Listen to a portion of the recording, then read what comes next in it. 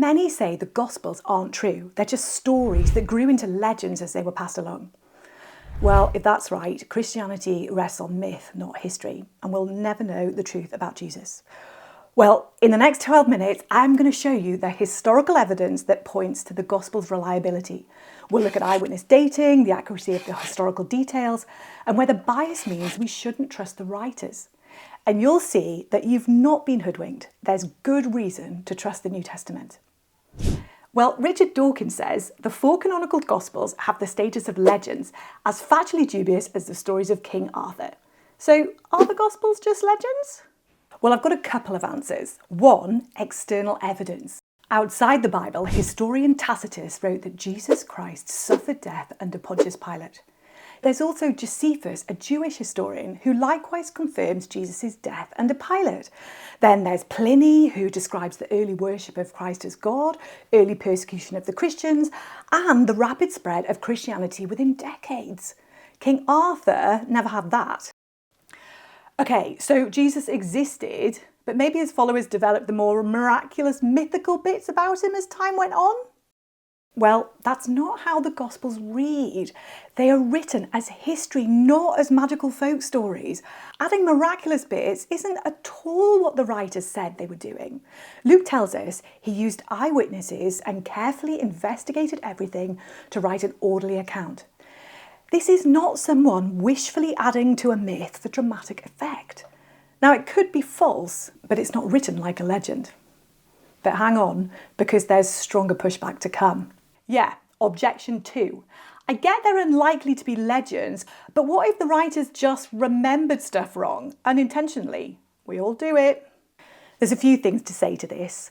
1, the content was early, public and repeated in a tight community. For example, in 1 Corinthians 15, Paul tells us, "What I received, I passed on as first importance."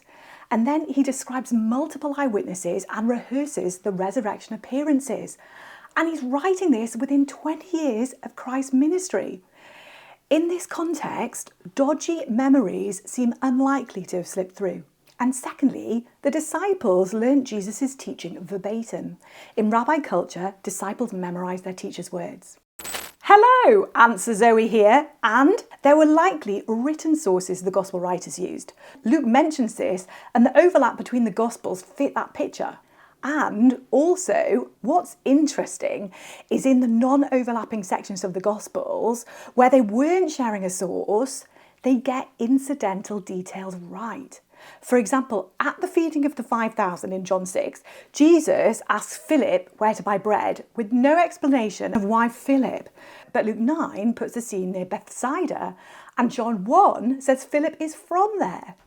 The detail clicks only when you combine them. Now, these kind of mentions would have been the first to go if memory errors were an issue or if they were making things up. So, we've seen the Gospels being the stuff of legend or myth just isn't likely. But stick with me, because the next suggestion is even tougher. Yeah, what if the writers were actually lying? Could the Gospels be an elaborate hoax used to gain money or political power? Well, they're unlikely to be a hoax because of their early date. So most scholars date the Gospel to within about 40 to 60 years of Jesus' death. And a good reason for this is that from the earliest records, the Gospels were consistently attributed to Matthew, Mark, Luke and John. Now, in particular, Mark and Luke were relative nobodies, so why would they be picked as the authors unless they actually were? But I don't get why an early date for the Gospels means they aren't a hoax. Well, the early date means that lies could be challenged by the Christian community. Lots of eyewitnesses and their peers were still alive to contradict a hoax. Just as dodgy memories would be corrected, a fabricated public claim, for example, that a miracle had happened in a certain place, is easier to expose by those who lived through it. And an early date mean the lies could be challenged by Christianity's enemies. So lies brew best when they start privately and time and distance prevents denials. But Christianity began very publicly in Jerusalem and quickly faced hostile scrutiny, both Jewish and Roman. That would definitely have made a hoax more difficult. So, in terms of replying to the hoax suggestion, we've seen it unlikely because of the Gospel's early date. And next is where it gets fascinating. The Gospels also contain the kind of details you'd never expect to survive if they were just made up stories. So 2, accurate local knowledge. If the authorship is correct, then these guys were very close to the action. Matthew and John were disciples, so they were direct eyewitnesses, and Mark recorded Peter's testimony, and Luke carefully investigated eyewitness sources. And that shows in the details. Firstly, people's names. So the Gospels mention lots of names and they get them right. So just like today, names can be ranked by popularity. You know, Olivia's at the top and Gertrude is lower down. Well, the Gospels match the stats of the time. So outside the New Testament, in Palestine, Simon and Joseph are the most popular, coming in at about 15%. And in the Gospels and Acts, they show up at around 18%. And for the most common names, they add clarifiers, Simon Peter, Simon the Zealot, etc. And they add them exactly to the popular names that would need them. Now, this detail is not what you would expect if the Gospels and the names in them were made up. Secondly, local geography. So all the Gospel writers are very accurate on geographical details. For example, they know obscure places such as villages like Ephraim or Bethphage. They always get local topography right, knowing which places are up or down from each other. For example, they know that Canaan is up from Capernaum, which is below sea level. They know flora and fauna, that sycamore trees, which like low altitudes grow in Jericho, the lowest city on earth. But they could have researched these details at a later date, especially if you lived in the land. Historical fiction writers do this all the time. Well, as C.S. Lewis points out, there was no such thing as historical fiction then. That kind of writing just didn't exist. But aside from that, the apocryphal Gospels don't have this detail. We've got actual later Gospels to compare with. For example, the Gospels of Thomas and Philip, written a century later. Now, they just don't get this texture right. Read them. Their writing just floats timelessly. It's got none of this grounded historical detail. And that's not all. Because the third reason why the Gospels aren't a hoax might be the most embarrassing evidence of all. 3, the embarrassing details. Peter denies Jesus 3 times, and it's in all 4 Gospels. It's not a good look. Not only this, but the rest of the disciples have fled at Jesus' arrest, they fall asleep in Gethsemane, they doubt the resurrection appearances, and they constantly misunderstand things. Now, if you're going to invent an origin story for your up-and-coming movement, you're just very unlikely to present your founders in this way. Now, here's the final reason why the Gospels are unlikely a hoax, and it's a good one. You don't die for a known lie. Many of the apostles and the early Christians suffered for the Christian story, which is backed up by the extra biblical evidence, for example, Pliny. From the get-go, the Christians were persecuted for worshipping Christ as God. But you wouldn't die for holding to events you'd made up or you weren't sure about. So where are we? Well, if the Gospels are early, accurate about the local details, contain embarrassing accounts of Christianity's founders, and are dangerously costly for the writers, it does make it much more implausible there'd be a hoax. Fine, the Gospels are early and detailed, but are they really as good as other ancient history? Good question. So let's compare Jesus' 4 biographies, i.e. the Gospels, to what's written about the most famous man in the world at the same time, Emperor Tiberius. How early and how much data is there on him? Well, Tiberius obviously has stuff like monuments and coins, which Jesus doesn't have. But in terms of documents, let's see.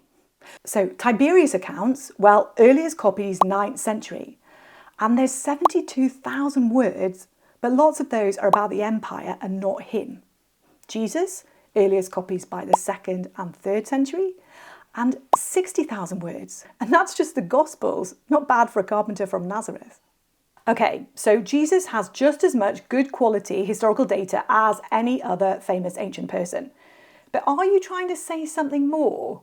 Well, yes, if we're willing to trust the facts about Tiberius or whoever on the basis of manuscript dates or because the data we've got seems solid, but then we refuse to say the New Testament is reliable because of those same things, well, that's just being inconsistent. So we've shown the New Testament is unlikely to be legend or hoax.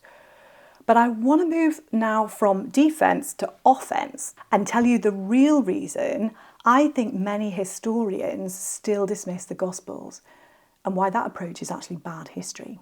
Now, this dawned on me when I was listening to the Rest is History podcast, which I love. In an episode on Jesus, the guys rated the Gospel story for if things happened or not.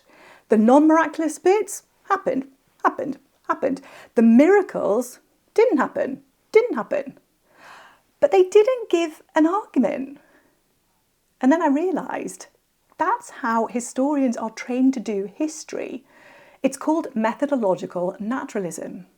Any non-natural cause has to be excluded. And if you let it in, they say you're no longer doing history, just theology. But stop and think. To say miracles can't happen, therefore miracles didn't happen, is assuming the answer before you've even looked at the evidence. That's not neutral history, that's bias. Now, bias itself isn't always bad. If you look at the evidence, see miracles, and conclude Jesus is God, that's a rational bias. And that's the strong position that the Gospel writers take. But starting with your conclusion before you look at the evidence is unfair bias, which is exactly what methodological naturalism does. Now, if God really stepped into our world, wouldn't miracles be the very thing you'd expect? And doesn't it make sense that some would resist that claim of authority no matter the evidence? Could that be the reason why good historians are doing bad history? The Gospels themselves say people literally saw Jesus' miracles yet still refused him. The issue wasn't a lack of evidence, it was will. They didn't want to accept him. So, how do we know the Gospels are true? Well, they're unlikely to be legend, they're unlikely to be memory failure, they're unlikely to be a hoax, and they have good historical data compared to other ancient writings. But there's a problem.